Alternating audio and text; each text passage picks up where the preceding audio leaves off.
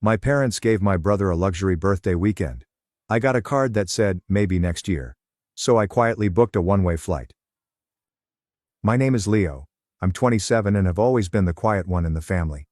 Not in a shy, shrinking violet way, but as someone who learned early on that speaking up often resulted in an eye roll, a dismissive laugh, or a, "don't be so sensitive," from my mother. It wasn't always this way. Perhaps it was, and I just didn't realize it as a kid. But I do now. It was especially evident on my birthday this year, when everything that had been simmering beneath the surface for years came to a boil. Let me clarify. My younger brother, Victor, turned 25 in March. Our parents treated him to what can only be described as a luxurious weekend retreat. They leased a lake house 3 hours out of town. A modern glass lodge complete with a wraparound deck, hot tub, fire pit, and private dock. They brought in 2 of his out-of-state pals and hired a private chef for the weekend. The photographs were shared all over Facebook. My mom captioned the photos, "So proud of our baby boy. Celebrating Victor in style. He deserves the world." There were group photos of them drinking champagne, fishing, playing poker, and laughing around a campfire. One photo featured Victor with the message, "A king deserves a castle." I did not like the photographs.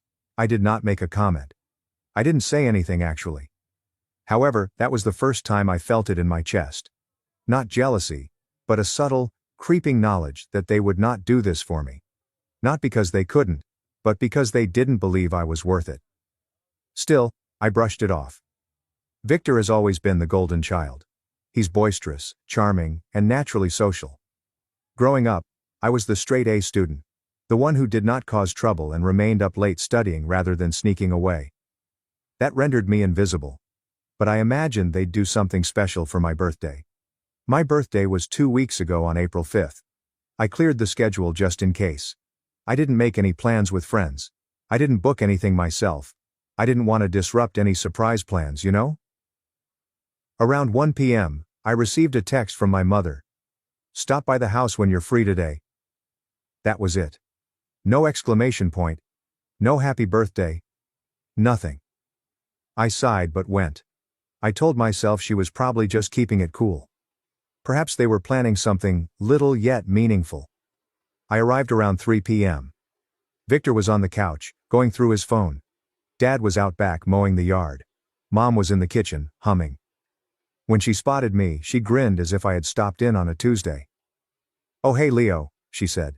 "You made it." I stood in the entryway for a moment. "Yeah, you said to stop by." She nodded, cleaned her hands with a dish towel, and reached inside the refrigerator. "I picked up a cupcake for you," she explained, placing it on the counter. It was one of those basic grocery store cakes. Chocolate foundation, white icing, and no candle. She handed me a card in a plain white envelope that was already half opened. Inside was a folded piece of cardstock with the words, "Maybe next year," written in metallic letters. That was it. No personalized message. Not a joke. Just that. Victor did not even look up. I offered a little laugh, more out of surprise than amusement. "That's it?" My mother raised her eyebrows. "Excuse me? This is it? A store-bought cupcake and a card that literally says, 'Maybe next year'?" She leaned on the counter, arms crossed. "Don't be so sensitive, Leo. You're an adult. We figured you didn't need all the hoopla." But Victor got a whole weekend retreat, a chef, a cabin, a crown that said Birthday King. "Well, Victor's been going through a hard time," she yelled. "And he's more celebratory. You're so private. We didn't think you'd want a big fuss." I just stood there, the card limp in my palm, and the cupcake began to sweat under the fluorescent lights. My face felt flushed, but my voice remained calm. "It's not about a big fuss. It's about the difference." She rolled her eyes. "Honestly, Leo, this is exactly why we didn't plan anything. You always make everything about you." That did something to me. Something deep. I'd spent most of my life justifying this type of treatment, convincing myself they meant well, and that I was only imagining things. But at that point, I recognized it wasn't me. It never was. I did not argue. I did not raise my voice. I simply reached into my jacket pocket, brought out my phone, and took a snapshot of the lone cupcake resting next to the card. I looked at my mother and replied, "Thanks." Then I turned around to leave. I got in my car, drove straight to my apartment, and scheduled a flight to Lisbon for the following morning. I had been saving for a vacation for 2 years, waiting for the ideal time. So, this was it. That night as I was packing, my father texted me. "No greetings, just say, 'Where did you go?'" I didn't respond. Instead, I shared a photo on Instagram of myself at the airport lounge, boarding pass in hand. The title, "Birthday Retreat. No chef required." Victor liked it after about an hour. So did my cousin Danielle. Then I noticed Mom had viewed my story. 10 minutes later, her name flashed on my screen. I let it ring. Then I silenced it. I sat back, sipped my drink, and awaited the next ping. It did not take long. Another call, then a text. "Leo, this isn't funny, call me." But I was not trying to be funny. I was done being an afterthought. I was finally putting myself first. And Lisbon? Lisbon was only the beginning. I arrived in Lisbon early the next morning, just as the sun was shining gold on the terracotta rooftops. The air was cool and crisp, with a faint scent of ocean and pastry. When I stepped out of the airport, I took a deep breath and felt lighter than I had in a long time. Not in a holiday sense, but more like a weight had been silently taken off my back. One I had no idea I had been carrying for the majority of my life. My hotel was a modest space nestled between 2 faded pink buildings in the Alhama neighborhood. It had uneven walls and a little balcony that overlooked the city. I sat on the bed, and it creaked. The flooring was old but tidy, and it felt familiar. Like no one here anticipated anything from me or predetermined who I was before I ever talked. I didn't answer my folks' texts. Not right away. Not after the 4th call either. The tone of the messages only shifted after I shared a snapshot of a pastel de nata on my account with the phrase, "Breakfast of Kings." At first, it seemed confusing. "You're in Portugal? Is this a work trip? You didn't tell anyone you were leaving." Then came the guilt. "We just wanted a low-key day. Victor didn't even ask for all that stuff. We just thought he needed it." It was supposed to be funny, the card. "You're taking it too seriously." But the last one from my mother resonated with me. "You always act like we treat you so horribly, but you never say what you actually want. Maybe if you spoke up more, things would be different." That's when I realized, she didn't get it. She never had. This wasn't because I wanted balloons and a party. This was not about jealousy. This was about years of being ignored, dismissed, and told I was too quiet or sensitive if I brought it up. It was about them going above and above for Victor, while I became background noise, acknowledged only when it was convenient, or when I stopped playing along. On the second night, I sat in a little fado tavern, drinking my drink, while a woman sang in tears. I stared at my phone, her voice haunting and gentle behind me, and eventually texted my father back. I went somewhere I mattered. I did not hear back immediately away, but the next day, I received a group message. It came from Victor. "Dude, what is going on? Mom's freaking out. She thinks you're disappearing or something. She's calling every cousin asking where you are. And why are you being so dramatic? It was just a cupcake. Grow up." I didn't respond to that one either. Instead, I browsed Airbnb and extended my stay. 2 more weeks. I started developing lists of what I wanted to see. Crazy. Maybe even visit Spain. I had not even informed my employer that I would be gone for this long. But, after years of not using my vacation days, they owed me. And I owed it to myself. By the 5th day, the story at home had transformed. My aunt messaged me unexpectedly. "Heard you're in Europe. Good for you. You deserve some spoiling. Let me know if you want the family to back off." Then I received another message from my older cousin Greg, whom I hadn't seen in years. "Bro, I remember your 18th birthday. You got a card and a handshake. Victor got a car at 18. Just saying, you're not crazy." I stared at it for a time. I was not crazy. I was not overreacting. I had grown accustomed to being treated as an afterthought, so when I pushed back, everyone acted as if I had lost my mind. But here's the thing about space. It gives you perspective. And as I wandered through cobblestone alleyways and watched sunsets over the Tejo River, I began to realize that perhaps I was never the problem. They didn't like it when I quit performing my role. By the seventh day, things at home had reached a new level of chaos. My mother had shared a cryptic statement on Facebook. When your children vanish on you without a word, you start to wonder if the world is upside down. It received nearly 60 comments. A few relatives responded with, "Hope everything is fine," or "message me." One even tagged me. I did not respond. Instead, I shared a photo of myself at a cafe in Belém, wearing sunglasses and smiling. Caption: Sometimes the best birthday gift is peace. Not 5 minutes later, my phone rang. Mom again. I ignored it. Then a message arrived, this time not from my parents, nor from Victor. It was from my father's work email. "Leo, please call me, this is getting out of hand." I sat back. Why would he text me from work? Then, almost shortly after, another communication arrived from my boss. "Hey, your mom called the office looking for you, said it was urgent. Everything is all right?" My hands got cold. They weren't simply panicking, they were escalating. People who had no business being involved in this. And I realized it wasn't just about my birthday anymore. This was about control. About how they'd always kept an eye on me, defined me, and boxed me in. And how suddenly, when I stepped outside their bounds, they tried to drag me back like a stray dog. I took a deep breath, my heart beating, and typed one last message. "You didn't worry when I was at your house holding a cupcake alone. Don't start worrying now. I'm fine. I'm just not coming back the same." And I intended it.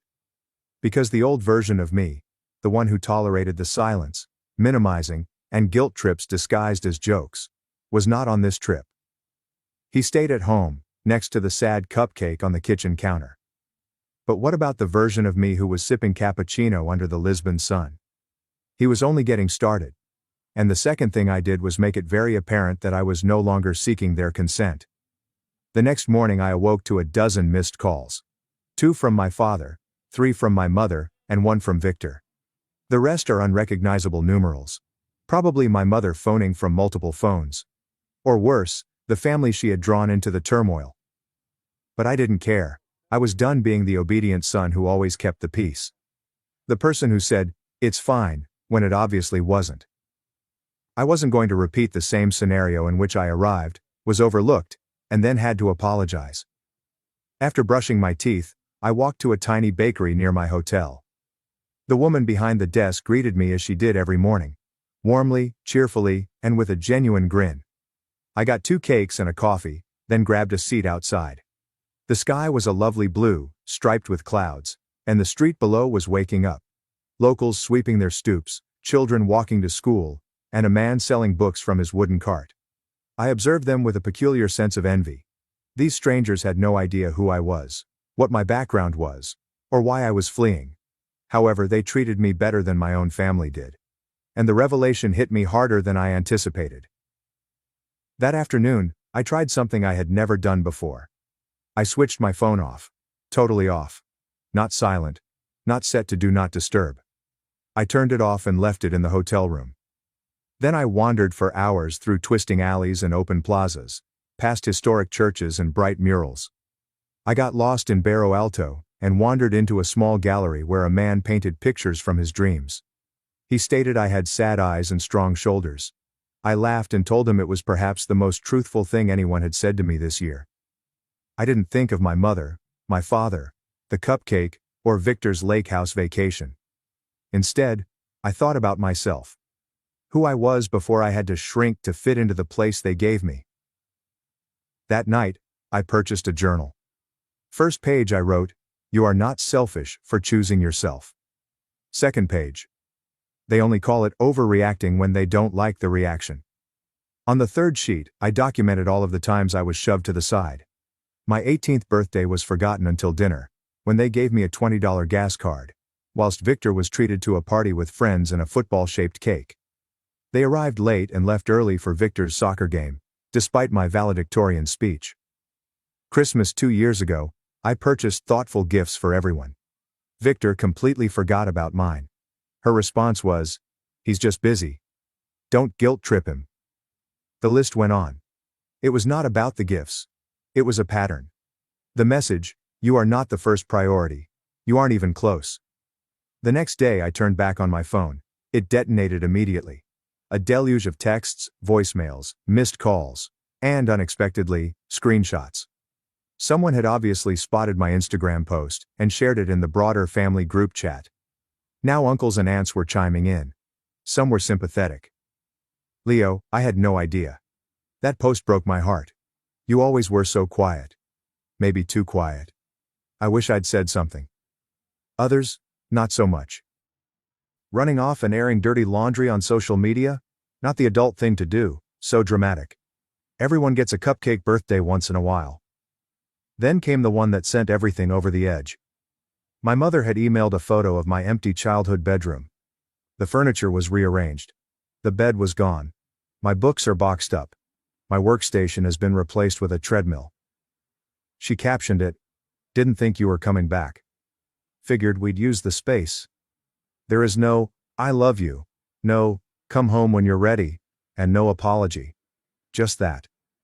They treated me as if I were a nuisance that they were glad to get rid of. I sat there staring at the television, teeth clenched, heart pounding. And something inside of me flipped. Not sad, not anger, but something colder and clearer. Resolve. I took a deep breath and responded with a single message. "You don't have to make space for me. I've already found mine." And then I did something they never expected me to do. I logged into my bank account. I'd been discreetly saving for years. While Victor wandered from job to job, relying on my parents whenever rent was due, I established something tangible. Investments, a thriving side business, and a six-figure safety net. And now I was going to use it. Not only for plane tickets and croissants, but for something more substantial. A few phone calls, paperwork, and a leap of faith. By the end of the week, I had signed the lease for a little flat in the heart of Lisbon. Brick walls, open windows, and a writing nook facing the street. It was not fancy, but it was mine. Then I did one more thing. I wrote an email. A basic and polite message. Not furious or dramatic. Subject: resignation notice. I said I was looking for new chances abroad and thanked them for everything. I didn't mention my mother, her calls to the office, or how humiliating that was. But I believe my supervisor understood. She responded 15 minutes later. "We'll miss you, Leo. But good for you. Go live your life." And that was all. The ties were cut. No more calendar reminders for family birthdays that I'd forget about. No more turning up out of obligation. There will be no more explanations for why I did not put in more effort. I had worked tirelessly for years. Be quiet, patient, and nice. And I was finished. But just when I believed the story had achieved a quiet, serene conclusion, just when I thought they would finally let it go, something occurred. Something drew me right back in. Something made all the calls, shame, and stillness seem like child's play in comparison. And when I discovered what they did next, I realized they weren't just trying to get me home. They were attempting to eliminate me. I found out on a random Thursday morning. I'd just finished a walk along the waterfront. I have coffee in my hand and the sun is on my back. Life was quieter now. More still. I'd adapted to the pace of Lisbon as if it were always mine. No more checking my phone every several minutes. No more jumping at the sound of a buzz or pondering what kind of guilt trip would follow. I had learnt to dwell in the space between breaths, to sit silently without needing to fill it. But that morning, I received an email from Jason, an old college acquaintance. We hadn't spoken in almost a year, but I remembered him being friendly with Victor once. The topic line was short. "Saw this. Thought you should know." The email contained simply one sentence. "Your brother posted this." I sent a screenshot of Victor's Facebook post. The caption reads, "Family isn't about who runs off when things get hard. It's about who stays. I'm proud to be here helping Mom and Dad rebuild after Leo's betrayal." There was a photograph underneath it. My old room. Overpainted with a sterile beige. The bookshelves were cleared. My college diploma, which had hung on the far wall for years, was gone. In its place was a framed photograph of Victor shaking hands with a local business owner. The caption under the image read, "New beginnings." The comments were far worse. Aunt Marissa's greeting. "So proud of you for stepping up. Leo always was different." Shamey, my cousin's wife. Couldn't just talk to the family. Vanishing like that. Immature. And then the kicker, from my own mother. Sometimes the prodigal son doesn't return. But the son who stays builds the future. My hands become numb. I read the sentence 5, 6, and 7 times. They weren't simply deleting me from the room, they were altering the story. Suddenly, I wasn't the calm, steady one who maintained the peace. I was the son who ran. The one who left them behind. The one who did not care. Victor wasn't the golden boy anymore. He was the rescuer. The martyr. The one who stayed to assist mom and dad during their difficult time, which they made for themselves. But this is what impacted me the hardest. They knew I would not defend myself publicly. They were banking on it. They knew I despised drama, confrontation, and show. They expected me to watch calmly from across the seas, as they changed the truth. That's when I made my decision. No more silence. No more disappearing to maintain the peace. I opened my laptop and started typing. I did not write a harsh or nasty post. That is not who I am. But I wrote the truth. Calmly. Carefully. Like someone laying down receipts after years of being questioned. I posted it. With no photograph. Just words. For those who have heard a story about me, here is mine. I didn't run away. I did not abandon anyone. I just quit trying to gain the affection and respect that should have come naturally from the folks who reared me. On my brother's birthday, our parents leased a lake house, hired a special chef, and treated him royally. On mine, I got a solitary store-bought cupcake and a card that said, "Maybe next year." When I communicated my pain, I was told I was being overly sensitive. I photographed the present, quietly left, and booked a flight to Lisbon. That decision was not a temper tantrum, it was a boundary. For years, I fulfilled the role they required. Quiet, helpful, low maintenance. I watched as my milestones were skipped, my triumphs were minimized, and my emotions were discarded. And still, I remained loyal. I was given the benefit of the doubt. I showed up. Until I discovered that showing up for people who don't show up for you is not honorable. It is self-abandonment. I've gotten dozens of texts since my departure.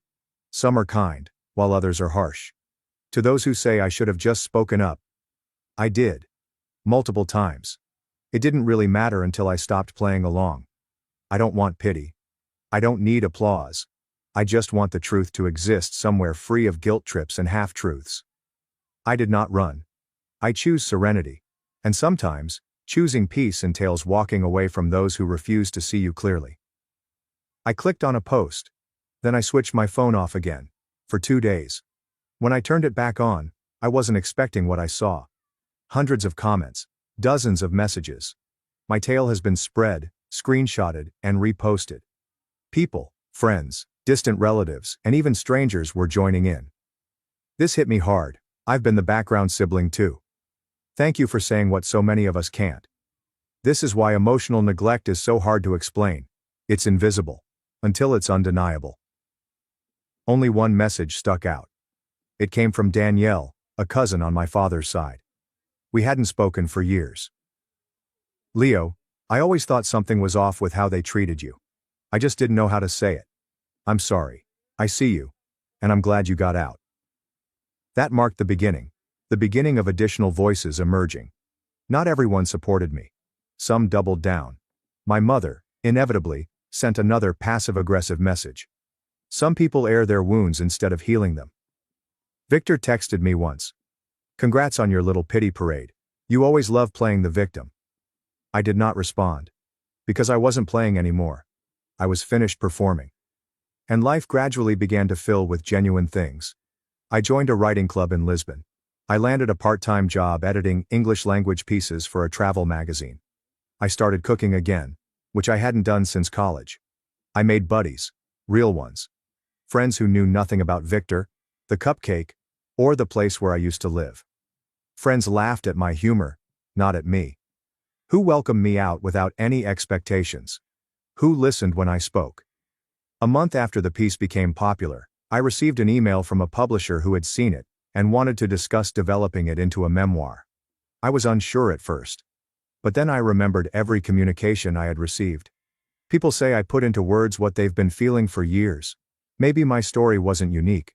Perhaps it also served as a mirror for others.